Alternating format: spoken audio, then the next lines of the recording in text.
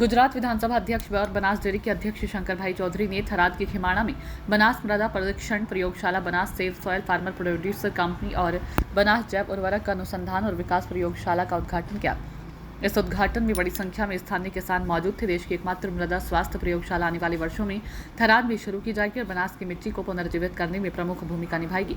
आइए हम मिट्टी को बचाने और पारिस्थितिक तंत्र को जीवित रखने के लिए काम करें। इस अवसर पर अध्यक्ष शंकरभाई चौधरी ने कहा कि पूज्य सदगुरु के जन्मदिन पर बनास को प्रयोगशाला के रूप में ये एक नई सौगात मिली है। सदगुरु पिछले कुछ समय से दूसरों की भलाई के लिए काम कर रहे हैं। मिट्टी को बचाना हमारा कर्तव्य है, जिसके लिए बनास डेयरी ने ईशा फाउंडेशन के साथ मिलकर इस प्रयोगशाला की मिट्टी को जीवंत बनाया। पंचतत्व से हमें नई ऊर्जा मिलती है और मिट्टी उनमें से एक है। अध्यक्ष शंकरभाई चौधरी ने आगे कहा कि प्रधानमंत्री जब मुख्यमंत्री थे तो तभी से मृदा स्वास्थ्य और जैव उर्वरक के लिए काम कर रही हैं।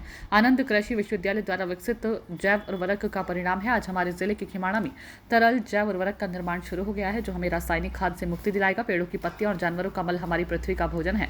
मिट्टी बचेगी तो भावी जीवन समृद्ध होगा। हमें लैब टू लैंड के संकल्प के साथ मिट्टी को बचाने के लिए मिलकर काम करना होगा।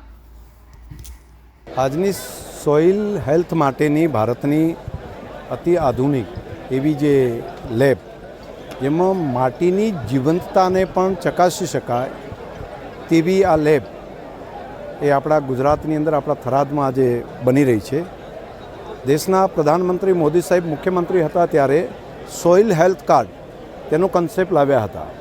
હવે તેને આગળ વધારીને તેની જીવંતતા સુધીની ચકાસણી કરી શકાય અને તેના આધાર ઉપર ખેડૂતોને તેનું જ્ઞાન આપી શકાય, માહિતી આપી શકાય, જેથી કરીને ખેડૂતનો ખેતીનો ખર્ચ બચી શકે અને જૈવિક તત્વોનો વધારો થઈ શકે, જેથી જમીનની સમૃદ્ધતા પણ વધે અને તેમાંથી તૈયાર થયેલો ખોરાક એ મનુષ્ય હેલ્થ માટે પણ ખૂબ સારો થાય।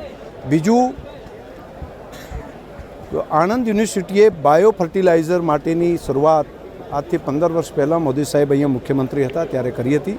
બનાસ ડેરી અને આણંદ કૃષિ યુનિ બંને સાથે મળીને બાયો ફર્ટિલાઇઝરની વ્યવસ્થા પણ અહીંયા કરવામાં આવી છે।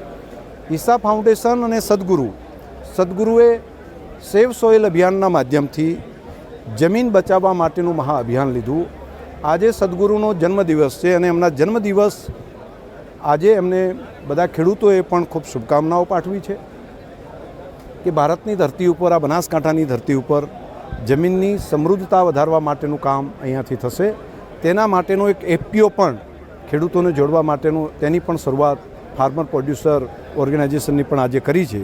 તો ભવિષ્યની અંદર તેમાંથી તૈયાર થયેલો વસ્તુઓ એનું માર્કેટ વેચીને ખેડૂતોને વધારે આવક મળે અને ખેડૂતો પોતાની જમીનને સારી બનાવી શકે। ત્રણેય કામ આજે એક સાથે કરવામાં આવ્યા છે।